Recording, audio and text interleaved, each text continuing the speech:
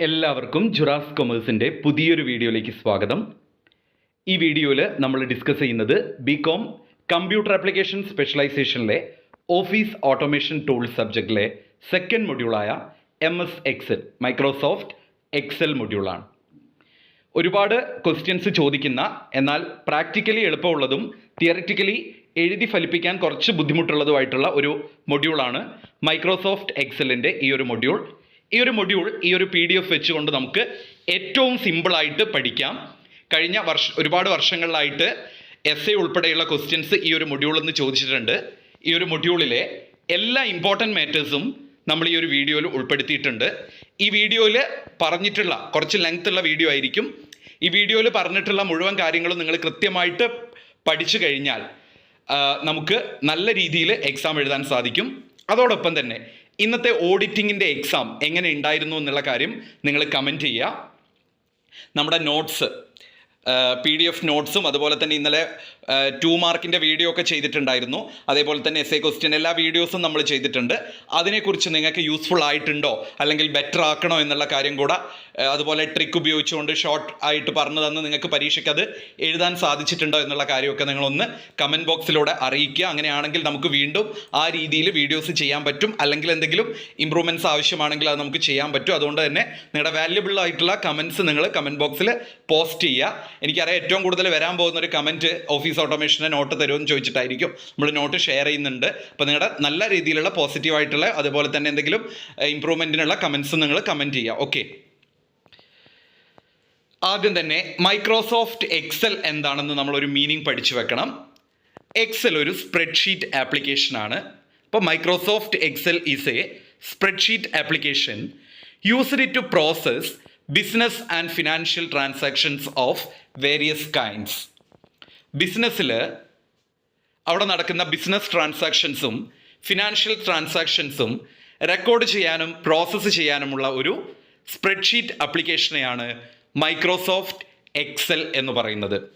അപ്പോൾ Microsoft Excel എന്ന് ചോദിച്ചാൽ നിങ്ങൾ 1 ലൈനിൽ എന്ത് എഴുതും? It is a spreadsheet application used to record or process business and financial transaction. Okay, then what is spreadsheet അല്ലെങ്കിൽ what is electronic spreadsheet? A spreadsheet is an electronic document. ഒരു electronic document ആണ് spreadsheet that stores various type of data. ഒരുപാട് data store ചെയ്ത് വെക്കുന്ന ഒരു electronic ഡോക്യുമെൻറ്റിനെയാണ് spreadsheet എന്ന് പറയുന്നത്.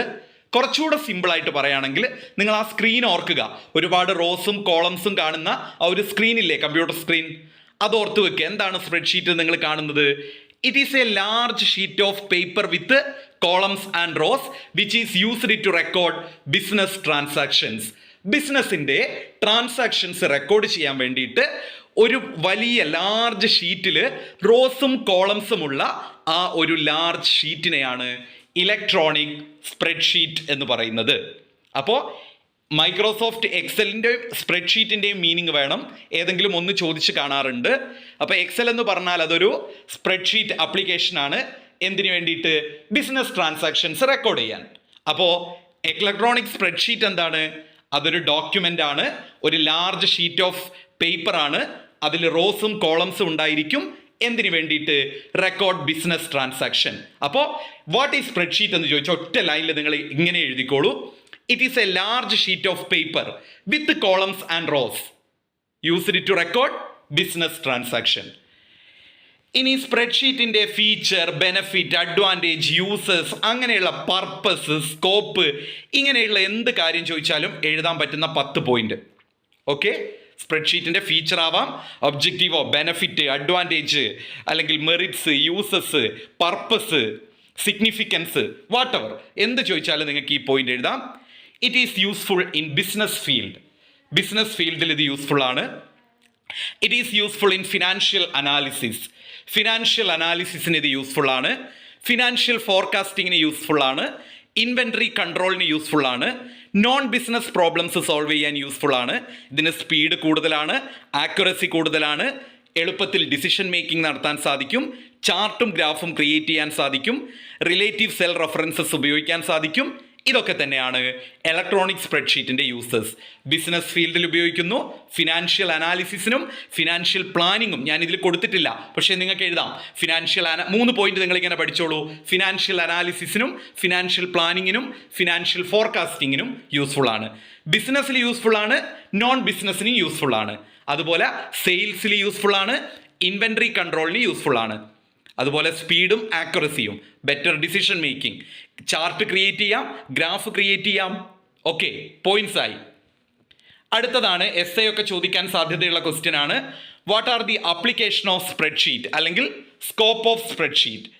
എവിടെയെല്ലാം യൂസസ് ചോദിച്ചാൽ വേണമെങ്കിൽ ഇതും എഴുതാം. എവിടെയെല്ലാം നമുക്ക് സ്പ്രെഡ്ഷീറ്റ് അപ്ലൈ ചെയ്യാം?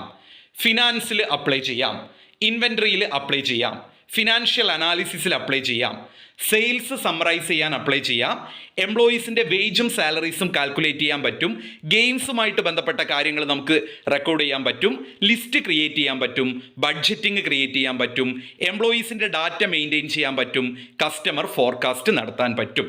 അപ്പോൾ ആപ്ലിക്കേഷൻ 10 പോയിൻ്റാണ് ഞാൻ കൊടുത്തത്.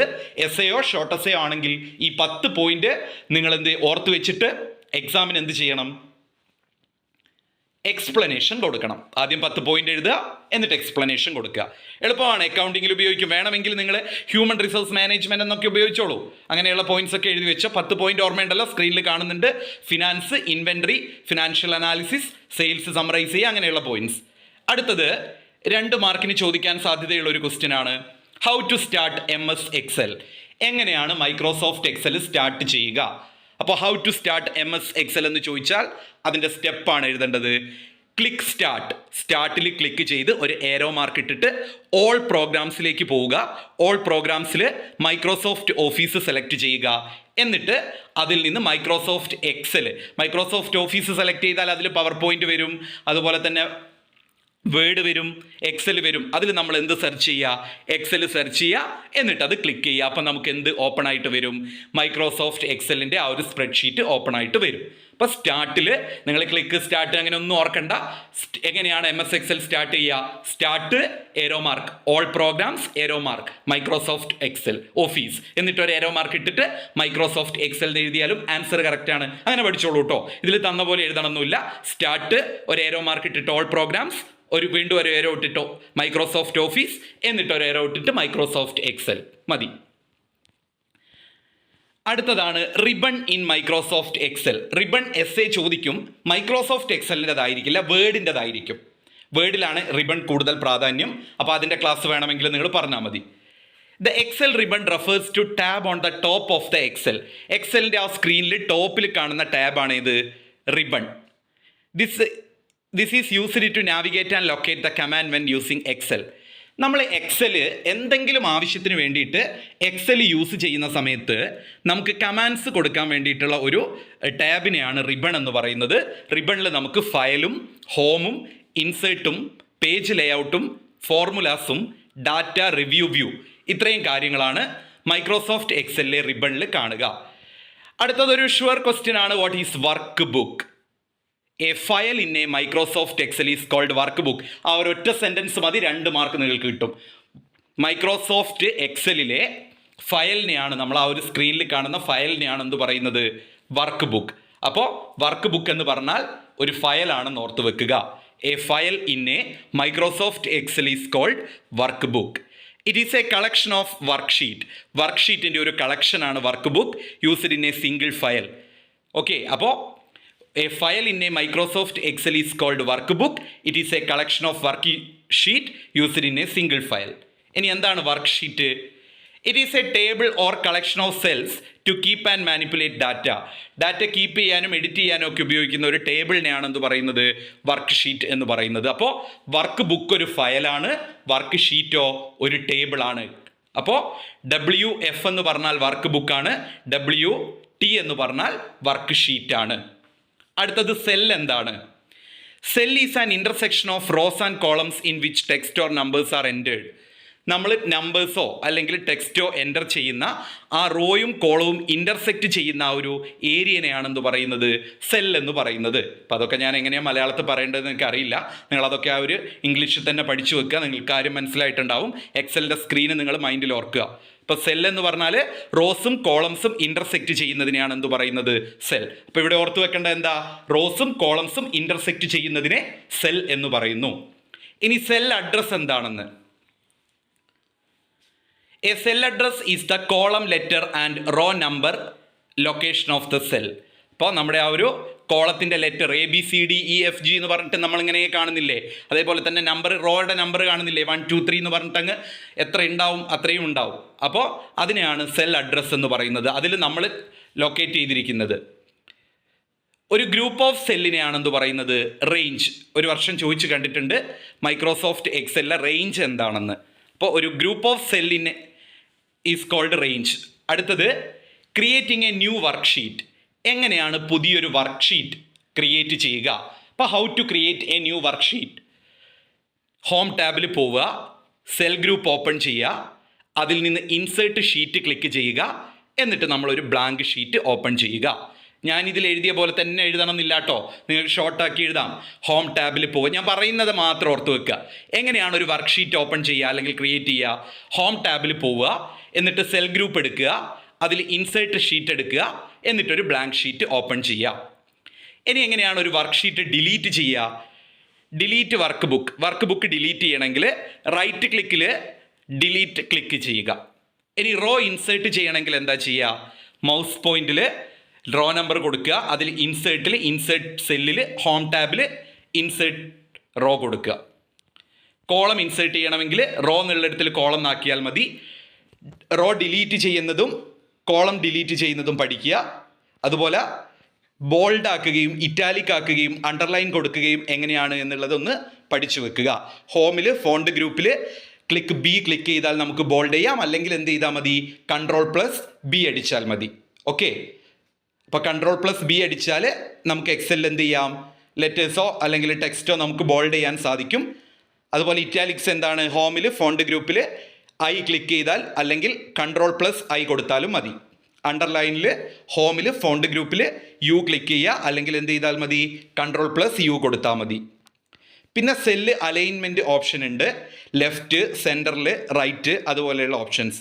സെല്ല് മെർജ് ചെയ്യുക, രണ്ടോ അതിലധികമോ സെല്ലിനെ നമ്മൾ കൂട്ടിച്ചേർക്കുന്നതിനെയാണെന്ന് പറയുക മെർജ് സെൽ എന്ന് പറയുക. ഹോമിൽ അലൈൻമെൻറ്റ് ഗ്രൂപ്പിൽ മെർജ് ആൻഡ് സെൻറ്റർ കൺട്രോൾ കൊടുത്താൽ നമുക്ക് സെല്ല് മെർജ് ചെയ്യാം. ഇത് കഴിഞ്ഞ വർഷം ചോദിച്ച ക്വസ്റ്റ്യൻ ആണ്. റോസും കോളംസും എങ്ങനെയാണ് ഫ്രീസ് ചെയ്യുക എന്നുള്ളത്. അപ്പോൾ അതിൻ്റെ ആൻസർ ഇവിടെ കൊടുത്തിട്ടുണ്ട് സ്ക്രീനിൽ, നിങ്ങളതൊന്ന് ബൈഹാർട്ട് ചെയ്യുക. പിന്നെ ഇതും കഴിഞ്ഞ വർഷം ചോദിച്ചതാണ്. What are the various view option in MS Excel? 3 രീതിയിലുള്ള വ്യൂസ് ഓപ്ഷനാണുള്ളത്. നോർമൽ വ്യൂയും, പേജ് ലേഔട്ട് വ്യൂവും, പേജ് ബ്രേക്ക് വ്യൂവും. അങ്ങനെ നമുക്ക് MS Excelൽ 3 രീതിയിലുള്ള വ്യൂസ് ഓപ്ഷൻ ഉണ്ട്. Normal view, page layout view, page break view. പിന്നെ 2 മാർക്കിന് സ്ഥിരമായിട്ട് ചോദിക്കുന്ന ക്വസ്റ്റ്യൻ ആണ് റിലേറ്റീവ് സെൽ റെഫറൻസസും അതുപോലെ തന്നെ ആബ്സല്യൂട്ട് സെൽ റെഫറൻസസും. അതിൻ്റെ 2ൻ്റെ മീനിങ് കൊടുത്തിട്ടുണ്ട്, അതൊന്ന് പഠിക്കുക. ഫിൽട്ടറിങ് നോക്കുക, അതിൻ്റെ സ്റ്റെപ്സ് പഠിക്കുക. ഓട്ടോ ഫില്ല് ചോദിച്ച് കാണാറുണ്ട്. മൈക്രോസോഫ്റ്റ് എക്സലിലെ ഒരു യുണീക്ക് ഫീച്ചറാണ് ഓട്ടോ സെല്ല്. നമുക്കെല്ലാം പറയാനുള്ളൊരു ടൈം ഇല്ലാത്തതുകൊണ്ടാണ് ജസ്റ്റ് ഒന്ന് ഓടിച്ചു പോകുന്നത്.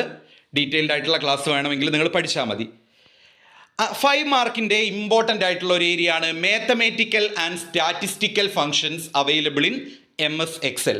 ഇത് ചോദിച്ചാൽ, കഴിഞ്ഞ വർഷം സ്റ്റാറ്റിസ്റ്റിക്കൽ ഫങ്ഷനാണ് ചോദിച്ചത്, മാത്തമാറ്റിക്കൽ ഫങ്ഷൻസ് ആണ് ചോദിക്കുന്നതെങ്കിൽ ആദ്യം മാത്തമാറ്റിക്കൽ ഫങ്ഷൻസ് ഏതൊക്കെയാണെന്നുള്ളത് എഴുതി കൊടുക്കുക. അഡിഷൻ ഉണ്ട്, സബ്സ്ട്രാക്ഷൻ ഉണ്ട്, മൾട്ടിപ്ലിക്കേഷൻ ഉണ്ട്, ഡിവിഷൻ ഉണ്ട്, auto sum, functions, sum function ഉണ്ട്, പ്രോഡക്റ്റ് ഫങ്ഷൻ ഉണ്ട്, SQRT ഫങ്ഷൻ ഉണ്ട്, റോമൻ ഉണ്ട്, റൗണ്ട് ഉണ്ട്. ഇത്രയുമാണ് മാത്തമാറ്റിക്കൽ ഫങ്ഷൻസ് എക്സലിൽ അവൈലബിൾ ആയിട്ടുള്ളത്.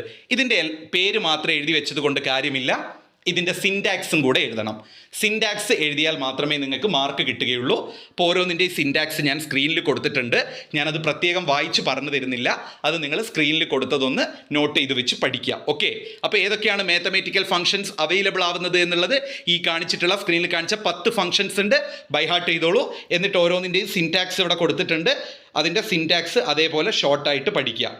സിൻറ്റാക്സ് വേണ്ടവർ എൻ്റെ മൊബൈൽ നമ്പറിലേക്ക് മെസ്സേജ് അയച്ചാൽ മതി, ഞാനത് ഇട്ടുതരാം. അടുത്തത് statistical functions available in Microsoft Excel. Microsoft എക്സലിൽ ഏതൊക്കെ സ്റ്റാറ്റിസ്റ്റിക്കൽ ഫംഗ്ഷൻസ് ആണ് അവൈലബിൾ ആയിട്ടുള്ളത്? Average function, mini function, max function, count, median, mode single, mode multiple, average deviation function, standard deviation function, correlation function, forecast. It's very, very, very important. These are the statistical functions available in MS Excel. Microsoft Excel available ആയിട്ടുള്ള statistical functions ആണിവ. ഇവയും എന്തായിട്ട് ഇതിൻ്റെയും സിൻറ്റാക്സും കൂടെ പഠിച്ചു വെക്കുക. Syntax ഞാൻ സ്ക്രീനിൽ കാണിക്കുന്നുണ്ട്, അതൊന്ന് ഓർത്ത് വെക്കുക. ആ ലാസ്റ്റിലത്തെ ഈക്വൽ ടു എന്നുള്ള കാര്യം മതി, ഡീറ്റെയിൽഡ് ആയിട്ട് വേണമെന്നില്ല. Then financial functions available in MS Excel. Financial functions ഒന്നും അങ്ങനെ അധികം ചോദിക്കാറില്ല, എന്നാലും ഓർത്ത് വെച്ചോളൂ. PV function, FV function, NPV function, IRR, PMT, IPMT, NPER, ഇത്രയുമാണ് MS Excelൽ അവൈലബിൾ ആയിട്ടുള്ള ഫിനാൻഷ്യൽ ഫംഗ്ഷൻ. അതിൻ്റെയും സിൻറ്റാക്സ് പഠിച്ചു വെക്കുക, സ്ക്രീനിൽ കൊടുത്തിട്ടുണ്ട്. അടുത്തതാണ് database functions available in MS Excel.